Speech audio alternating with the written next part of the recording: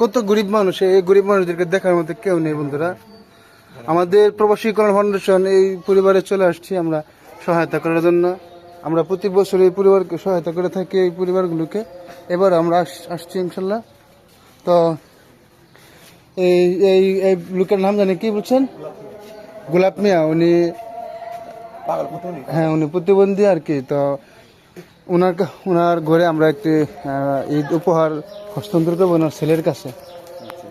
আপনি এটা আপনার বাবাকে দিন, বলবেন যে প্রবাসী কল্যাণ ফাউন্ডেশনের পক্ষ থেকে আপনাকে ঈদ উপহার দিয়ে গেছেন। আসসালামু আলাইকুম। রসুন আলী ভাই বাড়ি?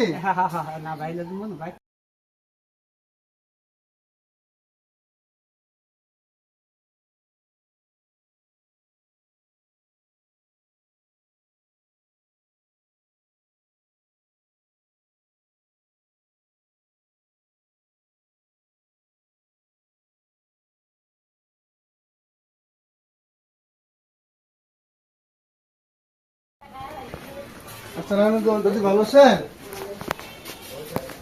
আমরা আসছি হচ্ছে প্রবাসী কল্যাণ ফাউন্ডেশন, মানে পাড়াতলী ইউনিয়নের ছাত্র সমাজ এবং প্রবাসীদেরকে নিয়ে একটি সংগঠন আছে। এই সংগঠনের থেকে আমরা পাড়াতলী ইউনিয়নে যারা গরিব মানুষ আছে সবাইকে আমাদের সামর্থ্য অনুযায়ী আমরা ঈদ সামগ্রী বিতরণ করতেছি। আপনাদের জন্য ঈদ সামগ্রী নিয়ে আসলাম।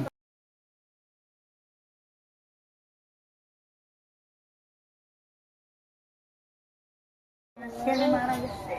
ও বুড়ো শ্বাসকষ্ট। আচ্ছা, এখন আপনি কি আজকে খাওয়া দাওয়া করছেন? সকালে ভাত ছিল খাইছি। তো কালকে ঈদের জন্য কোনো কেনাকাটা করছেন নি? না, কোনো কি খাইবেন? ঈদের কোনো বাজার করতেছি। আপনার ছেলে কি করে? ছেলে মারা গেছে। মারা গেছে? আর ছেলে নাই? আর বুড়া লোক মারছিল গেছে বাজারে। তো আমাদের পাড়াতলী ইউনিয়নে একটা সংগঠন আছে, সামাজিক সংগঠন প্রবাসী কল্যাণ ফাউন্ডেশন। আর আগেও আপনাদেরকে আমরা বিতরণ করছি। এটা তো এই গ্রামের নাম কি বুচ্চু গ্রাম বলে নাকি? বুচ্চু গ্রাম। এখানে আমরা সবসময় আমরা বিতরণ করি, মানুষদেরকে সহায়তা করি। তো এবার ইনশাল্লাহ আমরা আসছি আর কি, মানে মোটামুটি পুরো পাড়াতলী ইউনিয়নে আমরা বিতরণ করতেছি যারা একবারে নিম্ন গরিব মানুষ।